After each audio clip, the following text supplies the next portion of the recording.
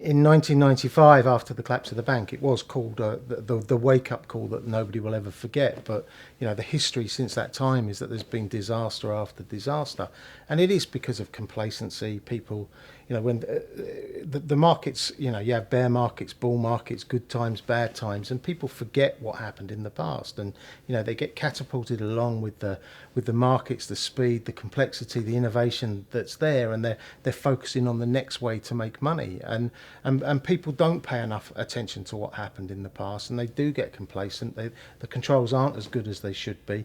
The regulators have a role to play, but they're never going to really be frontline making sure that the organisation is safe. So it's up to the organisation themselves to make sure that their controls are as robust and effective as they possibly can be. You often find as well that a lot of companies are weighed down with compliance and regulation, and having to make sure that the paperwork is right and they're adhering to the next set of regulations that exist. And they take their finger off the pulse, and they're not really challenging what's going on in the organisation as much as they can do. That just happens in one country.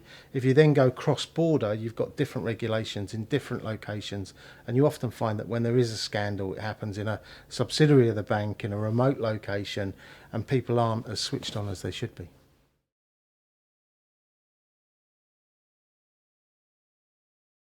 I think it's very difficult to identify rogue employees. What it needs all of the time is constant monitoring, analysing, looking at the analytical data that's about and seeing where there are exceptions, and investigating those properly. I think what tends to happen is that people, make a piecemeal attempt at doing it so that they're complying with the latest regulations that are about at that time, but it's not really intensive enough. I mean, in order to make yourself safe as much as you possibly can, it's almost like you're having a camera on the traders all the time, so that you can monitor what's going on. But in the modern day environment, and you look at things like libel, a lot of that happened in social media. So it's the data that's required to be analysed and interpreted is vast, and it is a very, very difficult task. So there is no silver bullet that's going to stop rogue trading. You have to make sure that your controls and your governance is as robust as it possibly can be.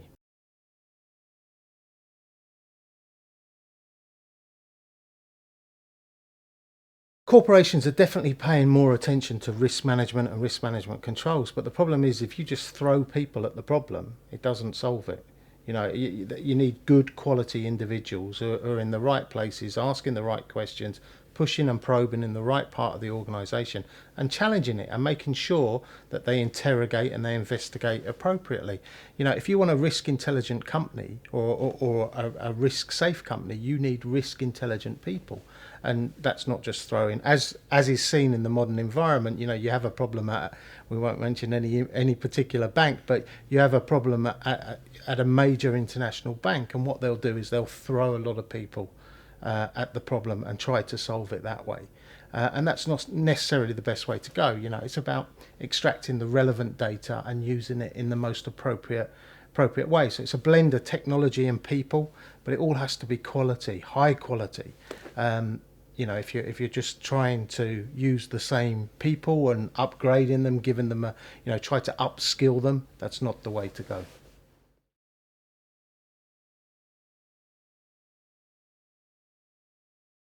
Banking's a great industry for passing the buck down the line. It's you look at so many Treasury Select Committee meetings, so many Fed investigations, and everybody denies and passes that responsibility down.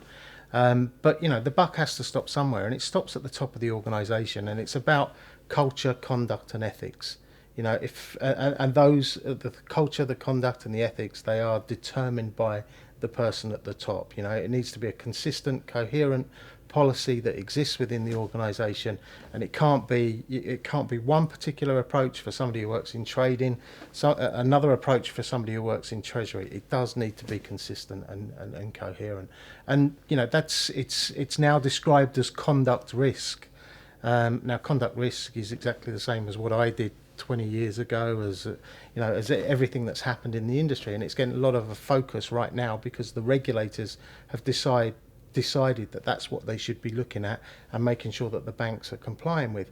And I think they've already admitted within the white papers that have been published to date, that they're probably going to fail in doing it. And but it just seems to be regulation gone mad, and it's not really addressing the real problem that exists. And changing a culture or conduct is exceptionally difficult.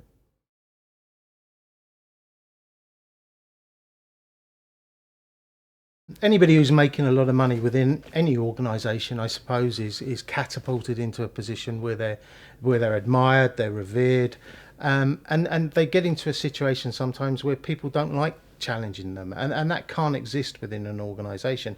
Everybody has to be treated very the same way.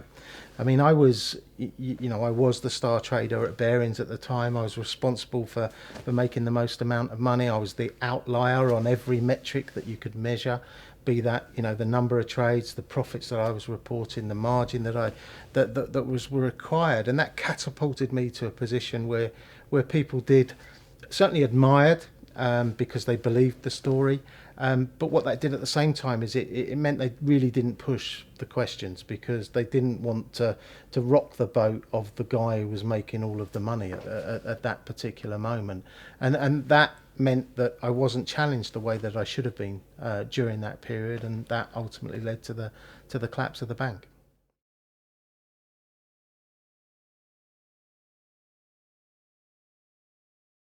I mean, over the last 20 years, obviously, I've not worked in mainstream financial services, but I talk around the world. So you're always meeting people who are at the cutting edge of what's going on in that particular location. So, my skill set, I suppose, is an amalgam of all of those events that I do and those people that I talk to.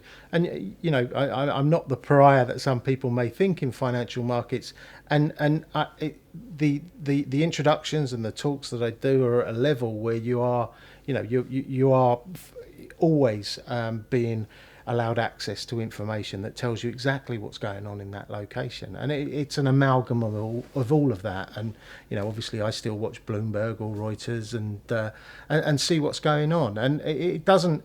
I think the way that the problems that the market face now are not dissimilar to what they were 20 years ago. They've moved on, and they've increased in complexity, but it is about systems, controls. It's about people. It's about asking the difficult questions, and those themes run true 20 years ago, and they do today.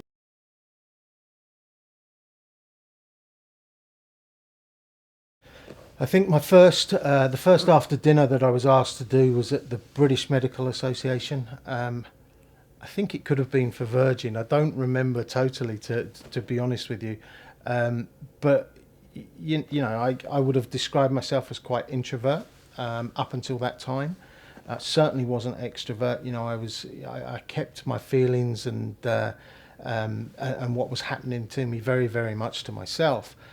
So it was cathartic, and it was empowering in many ways, because it was the first time I'd had to stand up in front of a big audience. But you have to learn how to, speaking is not something that everybody immediately does well. So over a period of time, it's changed. I think in the beginning you try to be too funny. I think it's important you don't take all of the humour out, but it has to be appropriate. So you have to get the tone right, and delivery is very, very important. So I think at this stage I would describe myself as an accomplished speaker, and I think, I think I get the tone right. I never have any complaints. So I must be doing something right with it.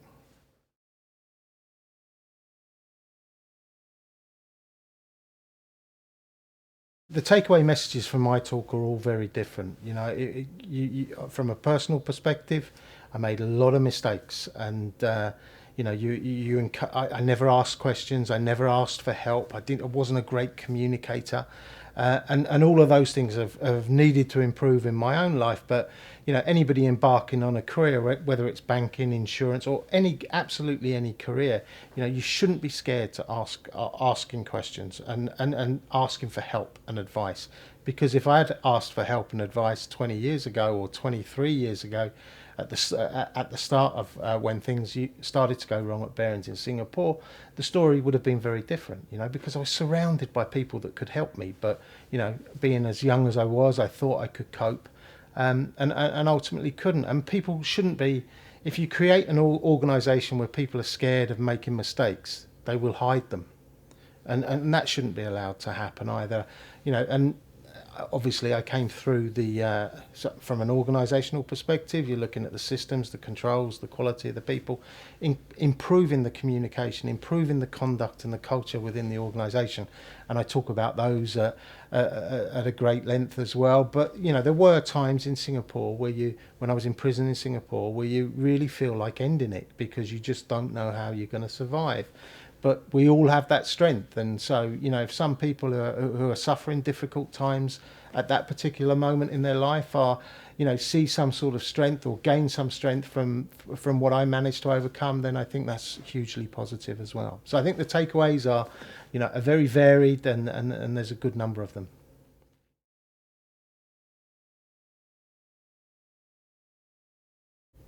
I'm extremely candid in my Q&A sessions. I've had some strange questions over the years, and I can't remember what the strangest question is, but there've been a few. They tend to be statements more than questions. I was at one university event, and somebody stood up and said, "What's it like to be an anarchist icon?" and threw me for a bit. And then I remember there was another statement which again was made at a university which related to ladyboys, but I can't immediately remember what the question was either. But there are some very abstract questions, and I think the ones genuinely the questions that make you think differently about something, or you can I don't want to deliver an answer that people don't believe. So I like, if I don't give a full enough answer, I like people to push me and try to extract more from me. And so sometimes the more the questions that focus on the psychology and what you were thinking at particular moments, because it's not something that I necessarily focus on. I did a lot when I was in prison in Singapore, but taking you back to those times and trying to get underneath some of the decision-making processes, and what other people were thinking is still illuminating for me from time to time.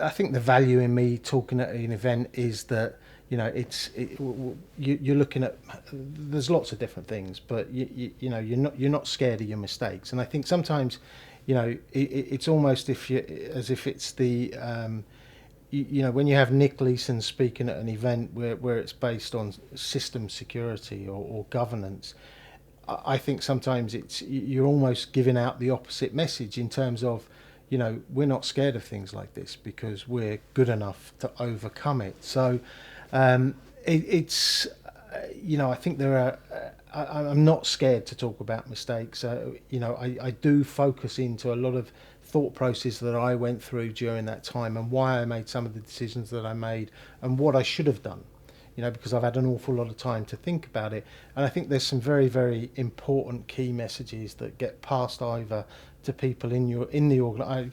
I very freely admit that I wasn't a great communicator, that there wasn't great communication within the organisation, and encouraging people to talk and to communicate, I think, is a huge thing. It's not saying that the men do particularly well. Women probably do it a little bit better, but men don't. And if you can create an environment where people feel safer, where people can communicate better, then you've got a better organisation than you had the day before.